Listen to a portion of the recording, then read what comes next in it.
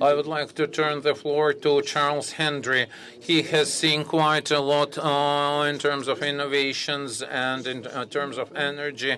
Charles, where is Russia these days? What do you think based on your experience? That's my first question. My other question is technology related.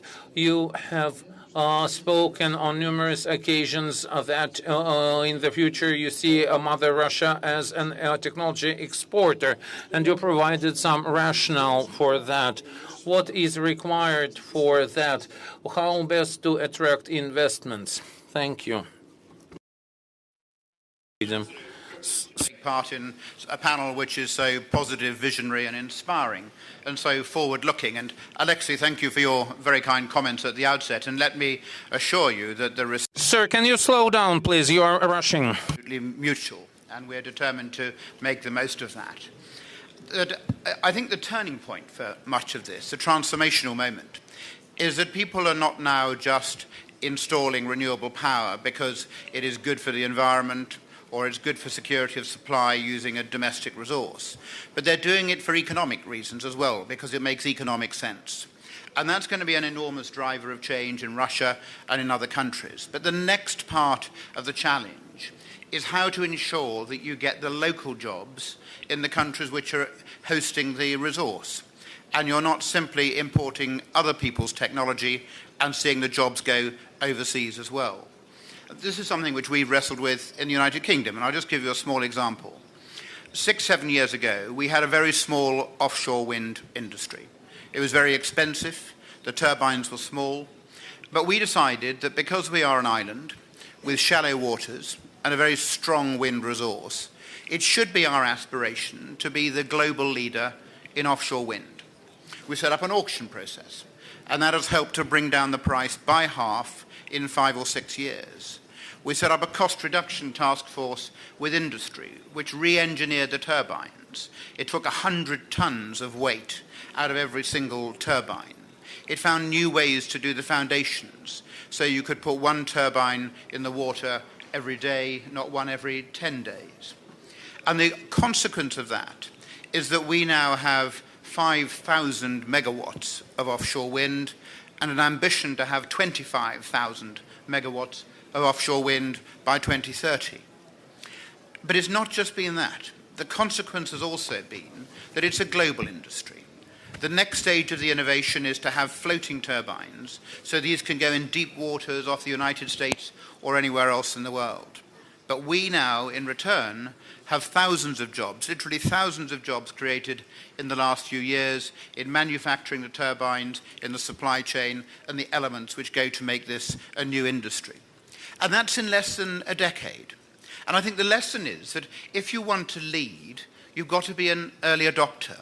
You've got to be in at the start to accept that the higher costs which come with innovation will actually be offset over time as you commercialize, as you reduce the costs. And so the changes which we're seeing now across the energy sector, I think are actually as much about technology as they are about scale. It's the new technology in new aspects of generation, or in backup and storage technology, in demand management and making sure you can deal with flexible systems, and the issue of big data and artificial intelligence, which is going to be transformative in how we manage demand going forward. Now, of course, in order to do this, we need to have the large companies, the work which Rosatom is doing, that Enel is doing, in order to do things at scale. But technology happens everywhere. It happens in our universities. It happens in brilliant places like Skolkovo. It happens in small and medium-sized enterprises as much as in big enterprises. Or it's just geniuses working in their own apartments with an idea which can be transformative over time. And they think differently, innovators. They think of isolated communities, how you can bring power to them without the need to actually connect it to a national grid infrastructure.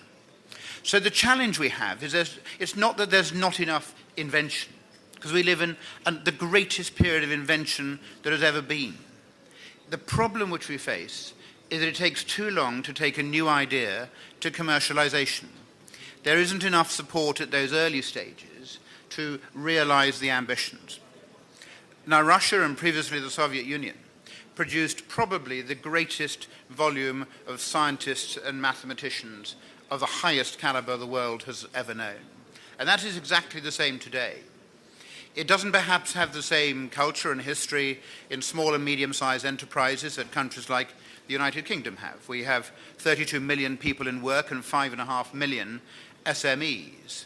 So I think that there's great support that we can give through the United Kingdom to develop those smaller businesses, which in time become the bigger businesses as well. And you asked a question for the panel about who can be Russia's partners. That you are leaders in those STEM technologies. And then what we need to do is find the ways in which we bring in new finance, new management support to enable those inventors to become small companies, to become large companies, and then to export. Because I think that should be the ambition.